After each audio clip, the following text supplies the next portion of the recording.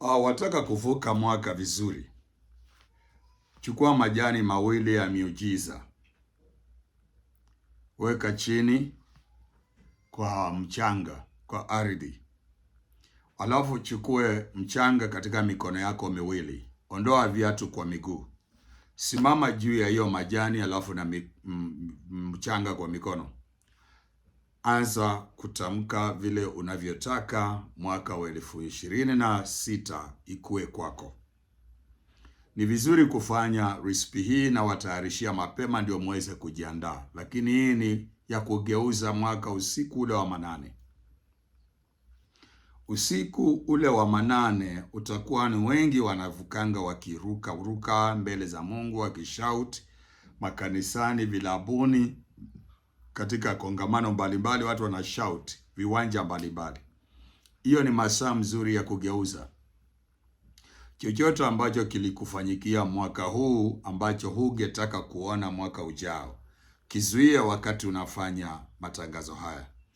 Na kila ambacho kimechelewa kuja mpaka unavuka mwaka hujakiona, kitangaze kitokee. Hii ni majani ya miujiza. Yaani hili sasa linageuka linakuwa na umaarufu mwingi, maana watu wanalitafuta. Na ukijua kulitumia na kuambia, mambo mengi yataenda sawa tu.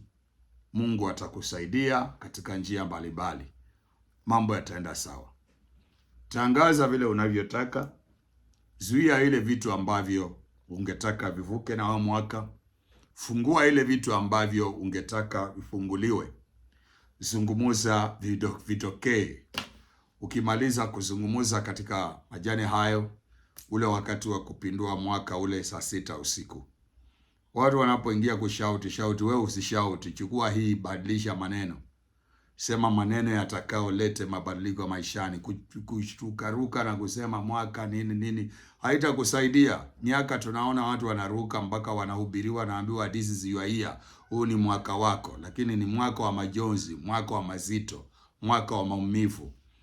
Hakuna siku nimeona watu wakitabiriwa hii ni mwaka wako, ni mwaka wako wakafaulu. Ninaona tu mambo ni ya kawaida.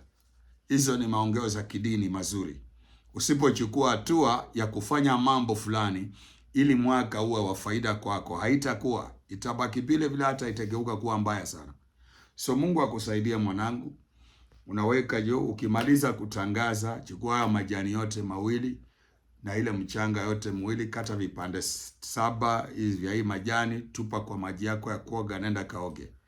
Ukishamaliza kuoga yale maji, mshukuru Mungu, mbariki Bwana, tarajia ya kwamba ni jambo ambalo linaenda kutokea. Utanipigia simu, utanitumia message kuniambia yametokea, tumpe Mungu tukufu.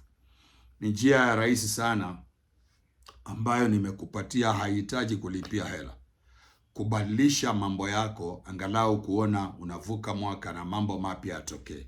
Hakuna mtu atakayegeuza mambo yako. Hakuna mtu atakayegeuza na kuleta uzito katika hali zako. Mungu akubariki na akupe kibali. Amen.